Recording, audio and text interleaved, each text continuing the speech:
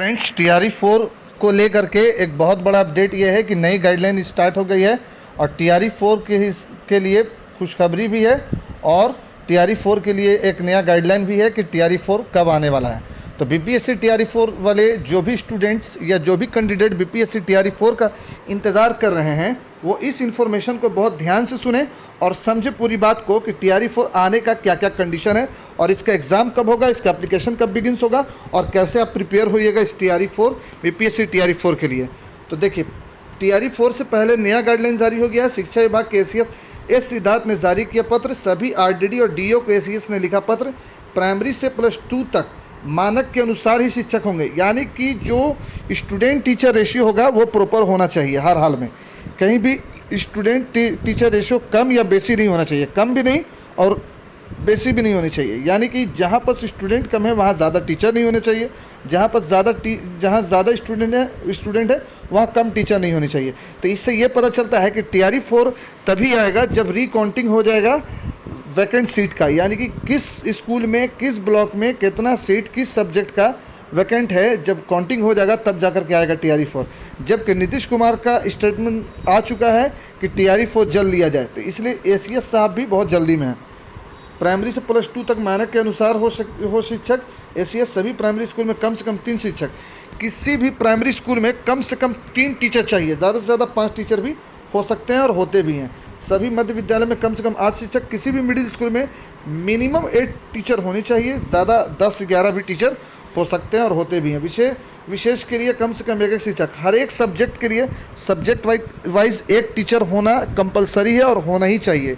यानी कि अगर किसी स्कूल में सब्जेक्ट है तो हर एक सब्जेक्ट का 1 टीचर हर हाल में होना चाहिए। तो यहाँ पर रिकाउंटिंग करने की बात एकदम क्लियर समझ में आ रही है कि सारे जगह ट्रांसफ़र करवा करके, आप लोग को पता है कि अभी ट्रांसफ़र का प्रोसेस चल रहा है, ट्रांसफ़र करवा करके और उसके बाद फिर काउंटिंग होगा कहाँ कौन सी सीट कितनी वैकेंट आ रही है और उस हिसाब से फिर एप्लीकेशन आपका TRE 4 का स्टार्ट होगा। इसमें कम शिक्षक किसी भी स्थिति में नहीं होंगे, है ना, यानी कि किसी भी स्थिति में कम टीचर की गुंजाइश नहीं है।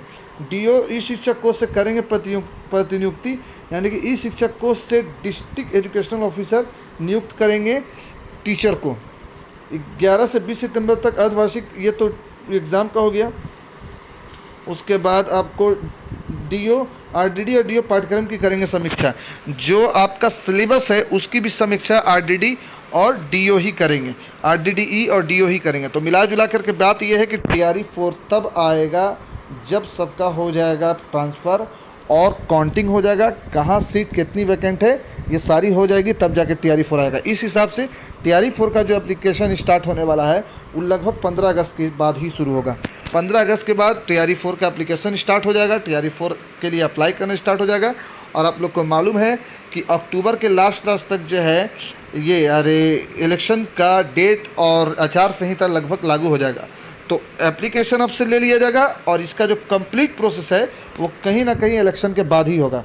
तो इसमें से साफ समझ में आ रहा है कि आपको तैयारी करते रहना चाहिए, क्योंकि 15 अगस्त के बाद आपका TRE 4 BPSC TRE 4 का एप्लीकेशन स्टार्ट हो जाएगा और उसके बाद इसका टाइम, जो तैयारी का टाइम जो मिलेगा वो अच्छा खासा मिलेगा, क्योंकि बीच में इलेक्शन पड़ रहा है और इलेक्शन के बाद ही ये पूरी वैकेंसी इलेक्शन के बाद ही कंप्लीट होने वाली है। तो अभी तक का अपडेट यही है कि 15 अगस्त के बाद ही नोटिफिकेशन आएगा और आप तैयारी में लगे रहिए।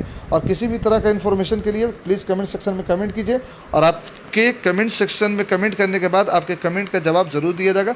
अभी तक के लिए इतना ही कि 15 अगस्त के बाद TRE 4 का एप्लीकेशन स्टार्ट होने वाला है। Thanks for watching, visit again.